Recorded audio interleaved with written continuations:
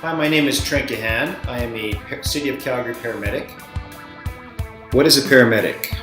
2.5 years of training at SAIT, which gives you advanced skill set. Many skills are advanced airway stuff, multiple medication administration, and just pure physiology of the human body.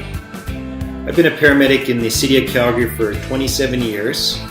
I've applied my advanced skill set in many different ways, but overall, in the 27 years, the primary role I've taken is 911. So as a paramedic, we come across very different levels of exposure to chemicals and medication. The biggest exposure for me is being smart enough to recognize the danger.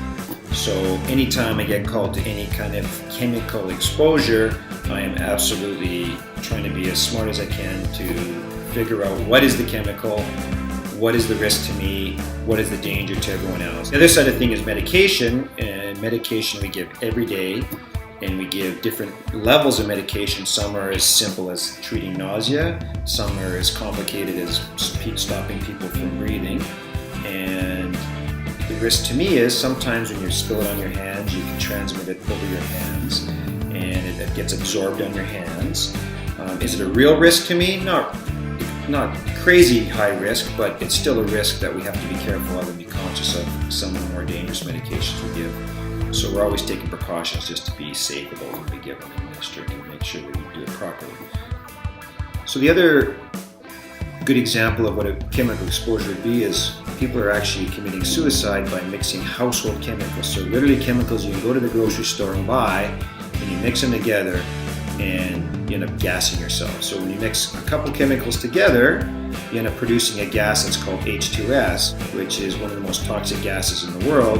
And if you inhale 1 or 2 breaths at the highest concentrations of lethal concentrations, it literally will kill you.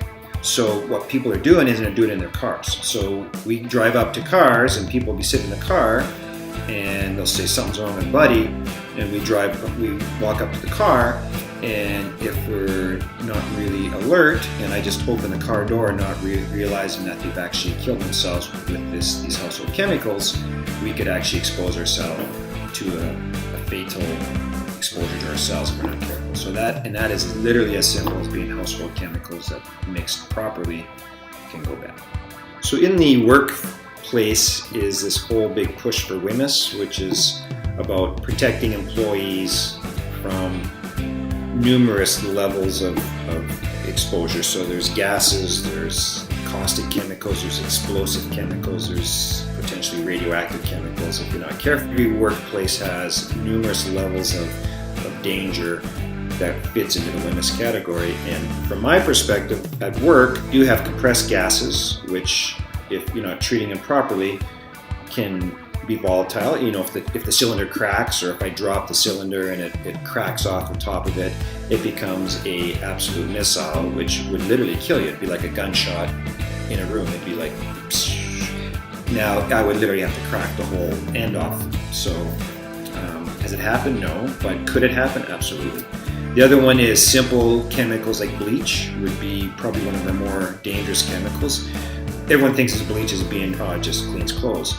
But if you actually spilt it on your face or in your eyes, we have commercial grade bleach, which is double what household bleach is. So when we clean our ambulances and do that, if you actually just splash it in your eyes, you could actually burn your eye. You could potentially damage your eye if you're not careful. So it's just things like that.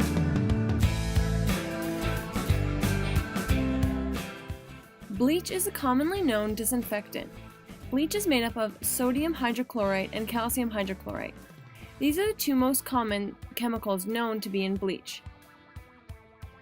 Bleach has the ability to kill certain infectious diseases and bacteria because the particular chemicals in chloral bleach, known as hydrochlorite, has a very simple effect on proteins, as heat stress does.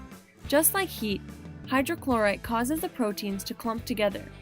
Many of the proteins that hydrochlorite attacks are essential for bacterial growth. So, inactively, these proteins kill the bacteria.